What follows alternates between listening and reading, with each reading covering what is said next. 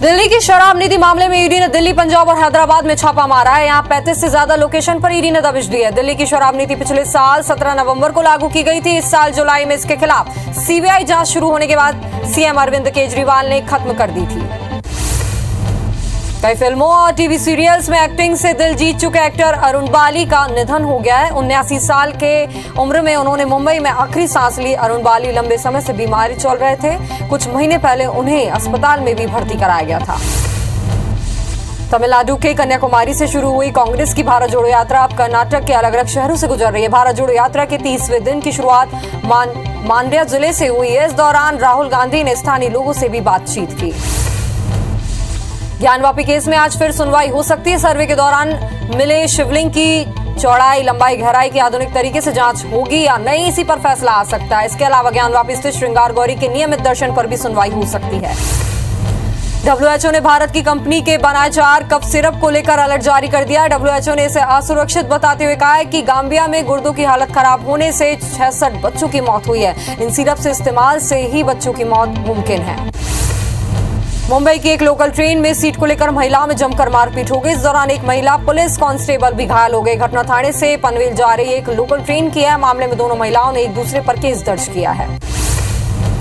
अब passport, pan card की तरह वोटर आईडी भी घर तक पहुंचेगा। निर्वाचन आयोग ने नई व्यवस्था लागू कर दी है। वोटर कार्ड नया बनवाने, संशोधन करवाने का काम सिर्फ ऑनलाइन होगा। इसके लिए अब ऑफलाइन आवेदन नहीं लिए जाएंगे। भारत और साउथ अफ्रीका के बीच 3 मैचों की वनडे सीरीज का पहला मुकाबला टीम इंडिया 9 रन से हार गई। आखिरी ओवर में भारत को 30 रन चाहिए थे। संजू सैमसन ने आखिरी बॉल तक संघर्ष किया लेकिन जीत नहीं दिला पाया। भारत को 40 ओवर में 250 रन का लक्ष्य मिला था। दिग्गज फुटबॉलर लियोनेल मेसी ने संन्यास लेने का ऐलान कर दिया है। उन्होंने एक इंटरव्यू में कहा है कि कतर में होने वाले फीफा वर्ल्ड कप के बाद वो इस खेल से संन्यास ले लेंगे। 35 साल के अर्जेंटीना के मेसी का यह 5वां फीफा वर्ल्ड कप होगा। सीएम भूपेश बस्तर संभाग के दौरे पर रवाना हुए। वे कांकेर में आयोजित कार्यक्रम में भी शिरकत करेंगे। साथ ही जगदलपुर में बुरिया दरबार कार्यक्रम में भी शामिल होंगे। सीएम भूपेश कांकेर में लघु धान्य प्रसंस्करण और मूल्य संवर्धन यूनिट का लोकार्पण भी करेंगे। मुख्यमंत्री भूपेश बघेल ने बीजेपी पर निशाना साधा। उन्होंने कहा कि छत्तीसगढ़ में कानून का राज है। भाजपा शासित राज्यों में जनता और बीजेपी नेताओं के लिए अलग अलग कानून है। सीएम भूपेश ने लखीमपुरी खीरी के घटना का जिक्र करते हुए कहा है कि यूपी में मंत्री के बेटे पर कोई कार्रवाई नहीं की गई है। सीएम भूपेश ने बीजेपी के प्रशिक्षण शिविर पर भी निशाना साधा है। उन्होंने कहा है कि शिविर में बीजेपी के कई बड़े नेताओं को नहीं बुलाया गया है। भाजपा में अविश्वास का वातावरण है। सीएम भूपेश ने कहा कि बीजेपी में सब कुछ ठीक नहीं चल रहा है। गुप्त बैठक कई संदेहों को जन्म देती है। मांडू में आज से बीजेपी के प्रशिक्षण शिविर की शुरुआत हो रही है। सीएम शिवराज और वीडी शर्मा शिविर का उद्घाटन करेंगे। शिविर में अगले 3 दिन तक ज्योतिरादित्य सिंधिया, नरेंद्र सिंह तोमर और कैलाश विजयवर्गीय प्रशिक्षण देंगे। इसके अलावा शिव प्रकाश, अजय जामवाल भी ट्रेनिंग देंगे। मांडू में बीजेपी के प्रशिक्षण शिविर पर कांग्रेस नेता अजय सिंह ने निशाना साधा। उन्होंने कहा कि बीजेपी नेता जानते हैं उनकी जमीन खिसक चुकी है। उन्होंने कहा कि अभी सिर्फ पचमढ़ी और मांडू की बात हुई है या अपनी इज्जत बचाने हर जिले में प्रशिक्षण शिविर लगाएंगे। केंद्रीय गृह मंत्री अमित शाह 16 अक्टूबर को मध्य प्रदेश आ सकते हैं, जहां वे मेडिकल में हिंदी विषयों की शुरुआत करेंगे। इसके अलावा गृह मंत्री ग्वालियर में एयरपोर्ट के विस्तार कार्यक्रम में भी शिरकत करेंगे।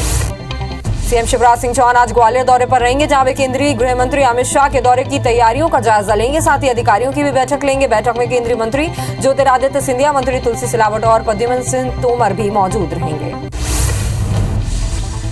मुख्यमंत्री शिवराज सिंह चौहान की अध्यक्षता में 8 अक्टूबर को दोपहर 12 बजे कमिश्नर और कलेक्टर्स की कॉन्फ्रेंस होगी, जिसमें मुख्यमंत्री जन सेवा अभियान की समीक्षा की जाएगी। आज शाम 4 बजे तक बैठक के विषय पर जानकारी भेजने के अधिकारियों को निर्देश दे दिए गए हैं।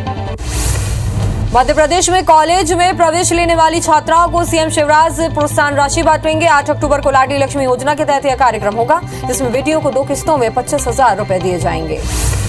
विदिशा के कुरवाई में मजार बनाने का मामला अब तूल पकड़ते जा रहा है। बीजेपी विधायक रामेश्वर शर्मा ने कहा है कि प्रिंसिपल को स्कूल के मजार बनाने नहीं भेजा है। मजार बनाना है तो अपना जमीन खरीदो। उन्होंने कहा है कि स्कूल की जमीन पर सिर्फ शिक्षा का अधिकार है।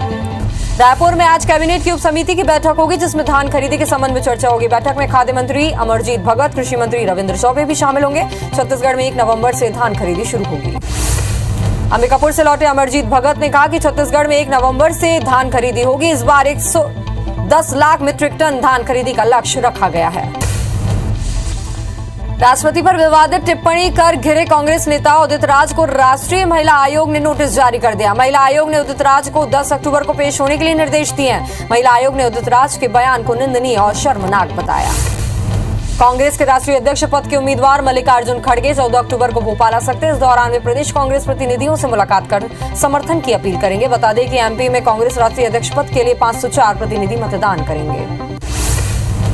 मध्य प्रदेश में भाजपा ने 5 जिलाध्यक्षों को बदल दिया है। अभय चौधरी को ग्वालियर जिलाध्यक्ष बनाया गया। वहीं देवेंद्र नरवरिया को भिंड, धर्मेंद्र सिकरवार को गुना, आलोक तिवारी को अशोकनगर और दीपक सोनी को कटनी का जिलाध्यक्ष बनाया गया है। भाजपा ने नए जिलाध्यक्षों की नियुक्ति के बाद पुराने जिलाध्यक्षों को प्रदेश कार्य समिति में ही जगह दी है। इसमें नाथू सिंह गुर्जर, कमल माखीजानी, उमेश रघुवंशी, राम रतन पायल और गजेंद्र सिंह सिकरवार के नाम शामिल है। बीजेपी प्रदेश अध्यक्ष वीडी शर्मा ने इसकी सूची जारी की है। मध्य प्रदेश में पेंशन की मांग पर बिजली कर्मचारियों ने मोर्चा खोल दिया। बिजली कर्मचारी गोविंदपुरा में बिजली गेट पर धरना प्रदर्शन करने वाले हैं। बिजली कंपनी ने 55,000 पेंशनर्स को पेंशन देने से मना कर दिया है, जिसके चलते कर्मचारी आक्रोशित हैं। ग्वालियर में पिछले 24 घंटे में लंपी वायरस के करीब 90 मामले सामने आए। वहीं एक गाय की भी मौत हो गई है। ग्वालियर चंबल अंचल में 2815 मवेशी लंपी वायरस की चपेट में आ चुके हैं। वहीं 27 गायों की मौत भी हो चुकी है।